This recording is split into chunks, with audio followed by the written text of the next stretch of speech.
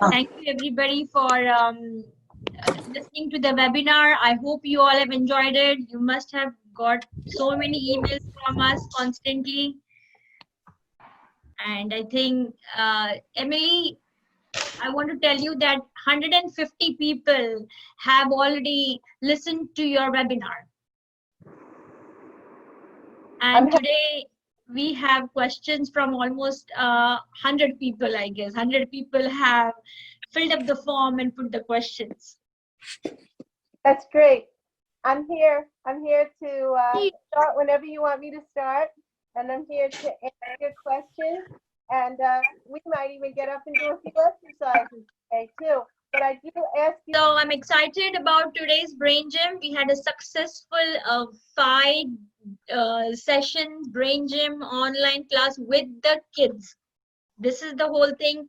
We want kids to come online and participate. And as a reason, we are making this pre-recorded webinars available free. We would like to bring in such more webinars and some more question and answers. This is a platform. So Emily, without any further thing, I would like you to please introduce yourself and we'll take it from there. Thank you so much, Manisha. Thank you so much, Mita. I see some of our friends from our morning class here, so I'm glad you came back. It's been, I will tell you, it's been such a joy and a treat to work with all of the parents and children. Last 5 Fridays, we had a great time. My name is Emily Eisen. I got my brain teacher's certification in the year 2002. I'm an educational kinesiologist, which means that I use movement to help people learn. Very basic. Dr. Paul Dennison and his wife Gail Dennison created the Brain Gym program. It's international. It's in over 90 countries. I have trained in many, many different areas of the world. And now I work with all different people, ranging from 1-year-old all the way up to 101 years old. I work with seniors. I work with elementary school kids, college, work with families, challenge kids, gifted too, because gifted kids have problems too. So anybody who's got a brain has the raw material to work with and learn and improve and be creative and enjoy their life. And so what I want you to basically know is I first learned this, I was teaching art. I was an art teacher for 34 years. And then something happened. In 1995, I was diagnosed with a benign brain tumor. And it wasn't cancer. It was just, it shouldn't have been there, but the cells were healthy. And I wanted to learn about my brain. And so there happened to be a Brain Gym class out here where I live in the United States, Long Island, New York. I took the class. It was 24 hours, called Brain Gym 101. And I just noticed over those 24 hours that I started to shift. Something happened for me. I wanted to learn about my brain, but I didn't really know all the other things that were going to happen as a ripple effect. After this course, I went back into the classroom and I started doing the exercises with my students.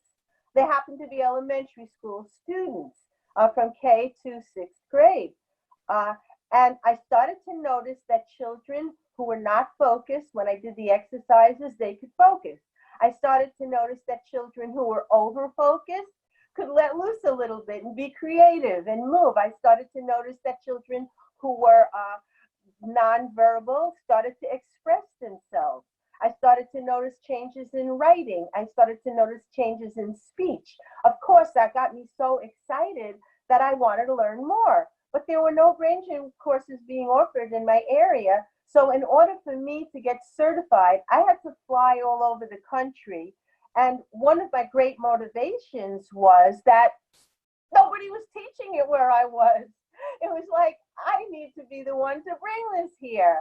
So I was really inspired and motivated. So I went to different parts of the country, and over the course of a couple of years, I did get my certification. I do want to let you know that in the year 2000, after 5 years of some also intervention, complementary medical treatments, I became clear of I was on my pituitary gland. I became clear of it. I flew to California, and a expert neurosurgeon invented the method of taking it out of the right nostril, called an endoscopy procedure. Flicked it out of my right nostril in 3 days. I was out of the hospital. I went to California from New York just to go to this doctor, and then I was well. And that was how many years ago? That was in the year 2000. So that was 20 years ago. So I made a vow that, help me get well, and I'll teach what I learned. That's why I'm a brain gym teacher. So I originally went as a patient, and then I realized as a teacher, this is amazing. And then I realized as I began to work with the multi-generational population, this is for anybody with a brain. This is not limited. Okay, so that's how I come to be a brain teacher. I work with seniors, I work with children, I work with one-on-one, I work with kids on the spectrum, cerebral palsy, people with strokes, people with Parkinson's. I also got a grant to work with the Alzheimer's Foundation, lots of senior citizens. The Alzheimer's Foundation supported me to teach a couple of programs for seniors. So that's how I. Could somebody who is not muted, please mute? There's a little bit of background noise. Thank you so much. Yeah, still a little bit of background noise. Anybody? Okay, thank you. Yeah, so what do I want you to know before I open the floor up to questions? What I've learned, the most important thing is to be a good observer of myself, but to be a good observer of my students. I need to know, where are they? What are their challenges? What are their sensory challenges? What are their physical challenges? What are their speech challenges? I need to observe, I need to be with my students and see where they are, because that's where I start with. I don't have a goal for them. I need to start from where they are. When I start from where a student is, then I can start to put the pieces together in my mind. How I meet them with their challenges. So, please, everyone on the call, please mute yourself. Please mute yourself. We're getting too much background. I'll see if I can mute everybody. Hold on. Yeah, yes, you can. please. Yes, Yeah, please do. Yeah. Settings. Unmute themselves. Share screen. Mute the entry. Okay, it sounds like it's quiet now. Thank you. So there are 26 basic exercises in the Brain Gym program. And the sequence that's important to understand is that if somebody's having a challenge, what we call an imbalanced state, it's not good, it's not bad. It's just that some brain circuits are not turned on. That's what it means. So it takes the judgment out of, it takes the I'm stupid, I can't learn, it takes it out of the picture. When somebody's having a challenge, I go, oh, we need to turn more of your brain circuits on. It's like becomes a science experiment. So in Brain Gym, this sequence, this menu, is where we go from identifying an imbalance, a challenge, we call that a learning goal, into what is the appropriate set of exercises to help that individual. So there's a lot of information that I would need to find out. But generally, I could say in terms of memory, there is a menu for memory. One of the things for memory, two of the exercises I do with people, if I haven't assessed them, is also the thinking cap. That's one we just did. And the other one is it's called the hookups, and I call them the exons. If you want to all do it with me now. We have a few minutes left. It's a really good way to end our Q&A webinar here. You want to take your right leg and cross it over your left. You want to take your right hand, cross it over your right. You want to hold your own hands, put it on your navel, right up the central meridian. Relax your shoulders and your jaw. And this is called it's called the hookups. I call it the exomes. Our whole body circuitry now is energizing into ourself. And I'm going to do what I call candle rose breathing. So I breathe through my nose and I smell the roses. And then I blow out the candles. Now, when I'm working with a student, while they're doing their exomes, this is what I do with their head, because my hands are available. I put one hand on their occiput, and I put my other hand, thumb and middle, 1 inch above their eyebrow onto what we call the positive points. Positive points send blood up to the cerebral cortex. I hold it very gently. You can even ask the person, does that feel okay? And I hold that point and I bring blood up to my cerebral cortex while they're in their exomes and they're breathing and their eyes are closed, and I'm holding their occiput and I'm holding what's called the frontal eminence that activates the brain to relax and the memory can connect. And those are some brain gym exercises. I also teach something called language of mastery, and I teach people to talk to their brain so their brain can understand. This is not brain gym. I learned this at the same time I learned brain gym because I wanted to learn about my brain. And I learned that my brain is always listening for my directions, and it only understands directions that are very clear, very specific, and also connected to my feelings. And so I will say, if somebody says to me, I don't remember, I will activate their brain and say, do you choose to remember? Most of the time they'll say, what? Because I'm entering the system of their brain that they just told not to remember. I'm talking into their brain. Do you choose to remember? Well, obviously they're going to say yes. And they say yes. And then I say, what do you choose to remember? I'm telling you, 9 times out of 10, they know it, but they told themselves they don't remember. Do you understand that? So I say, do you choose to remember? Yes, I choose to remember. What do you choose to remember? I don't know. I go, again, I'll start a new language system. I'll go, do you choose to know? Now they go, what? Because I'm interrupting a pattern of helplessness, of I don't know.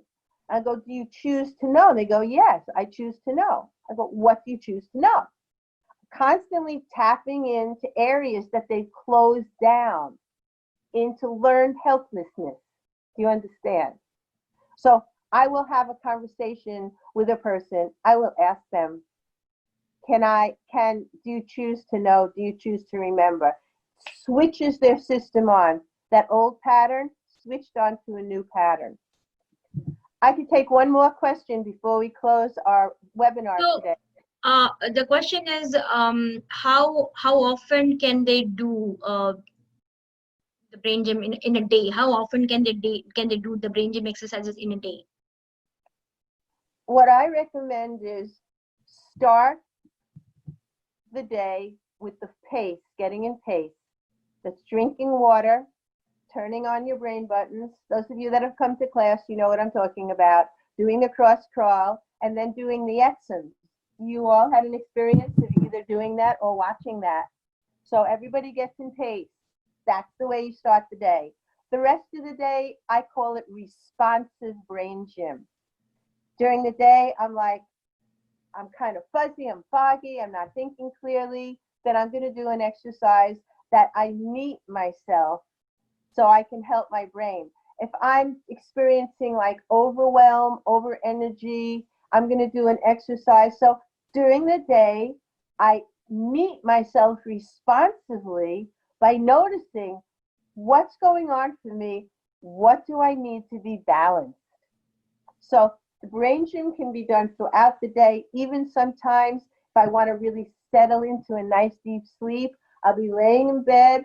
I'll do my exercises in bed. I'll lay down. I'll do my candle rose breathing, send myself on to a really nice, deep, sweet sleep. So there's brain gym to start the day. There's brain gym to meet yourself during the day. And there's brain gym to end your day. So Emily, thank you very much. This was a very wonderful session. I know there is one more question which is unanswered. I'll be happy to email you that. So I want to tell you everybody that Emily, we will be conducting these online brain gym classes every Friday. We just finished our first batch. Second batch will start July 3rd. Discounted rating for parents in India. Please connect with me or Meeta, and Emily will be teaching all these exercises. So Emily, what I understand from you, it's very important to understand and educate about the dominance factor of the brain, and the parent should know, or the educator should know, how to profile the child. And when you talk about the menu, there are exercises which can be customized, and all this can a parent or a professional can learn through a 6 hours of training which we are putting. So all the information will be sent to you. Emily, last question. Manisha and Meeta, I want to thank you all and getting all of these chats of gratitude. Can you all please show your visuals so we can just take a group photograph? Just everybody come visual who is willing to. There's four screens of you. There's so many. Yeah, thank you, Swati. I see you. Oh my God, you're beautiful. I'm going over the screens now to see everybody who's here. Oh my God, there's 5. Emily, a lot of people are from India. Let me tell you that. You are talking to a lot of the families from India. If anybody not in India, please I'm so happy to bring in this opportunity to everybody global. And we have a parent, I think, attending from Singapore, attending the classes from Singapore, from Dubai.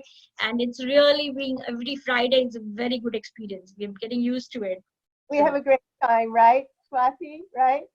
We have a great time. Shweta, yes. It's fun and it's functional. Both fun and very functional. And yeah, come join us. Thank you, Deepa. I feel like I'm getting presents right now. All these things popping on the screen of gratitude. Yeah, and feel free to, Manisha gives you my email. Feel free to email me. I'm certainly excited and happy to respond. Provide you with what information. If I don't have it, I'll direct you where you can find it too. Yeah. Thank you. Thank you. Thank you, Sonia. Thank you. Sonia, thank you. Thank you, everybody. And let's meet. Okay, so I am here to answer any questions. We have Dr. Ram here, and I want to know what you all think and how was this session, and how else can our foundation help you to bring in such resources online.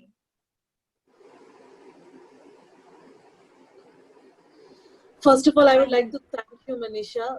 These 5 days were really amazing. And, there was so much to learn. There are a lot of things that we are doing in fragments, some of the exercises that we are doing in fragment. Being a mandala teacher, I do a lot of these pen exercises with my son. I get him do that.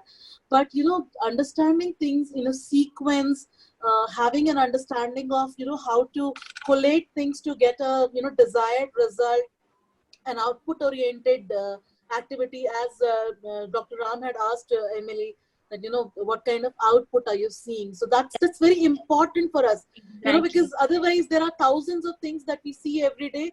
Some of these are quackery, some of these are real science, some of these are like amazing things, but how to choose out of those?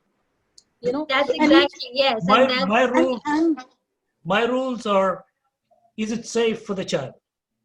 First, it has to be safe. Okay. Yes. And And each one of us are writing and can you a afford it? different Can you success afford story it? in our That's own another. way. Yeah, no. Can you Can you afford it? afford First is yes. safety? Can you afford? Yes. Afford it? Can you afford it? Right.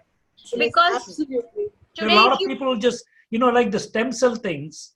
I've seen they're advertising $30,000. It does nothing. I've worked with stem cells. And I know it does nothing. So they're fooling a lot of parents into a lot of things. And some of them may be even well-meaning, but, it's too early.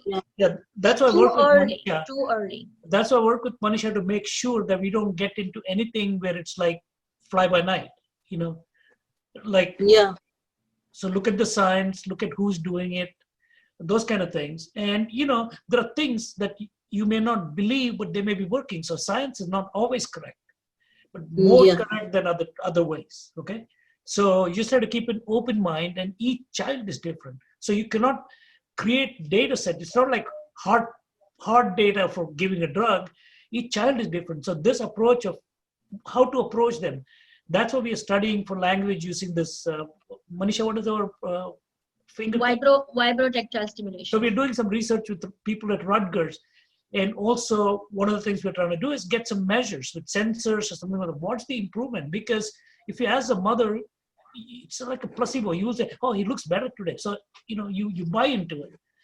And so we need to find some ways to measure it, and anybody should be able to do it. I mean, Manisha was very hot on Masgutova's methods, but it turned out that only she's the one who can do the evaluations, and that's not science, right? It should be doable by anybody once you're taught.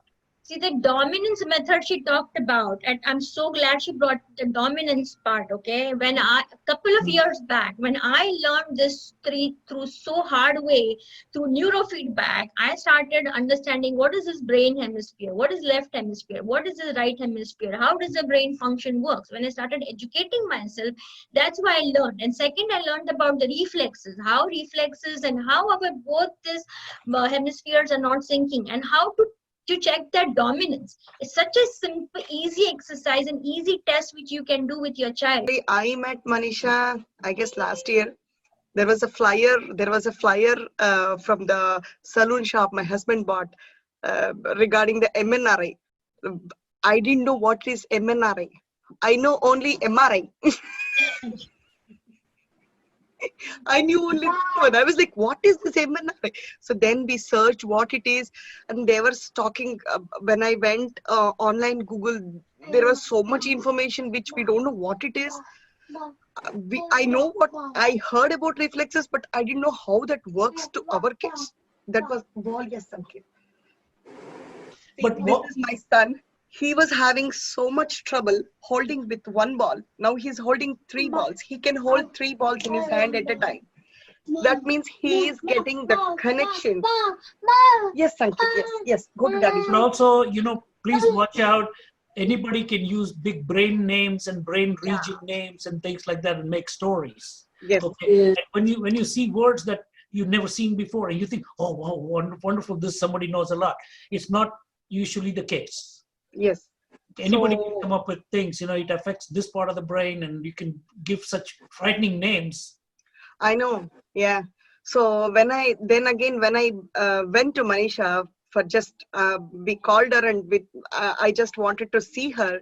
She said, okay, come over. And she first time when she saw Sanket, she in the first time she told me that he's having so much potential. If we do MNRI with him, that will work tremendously.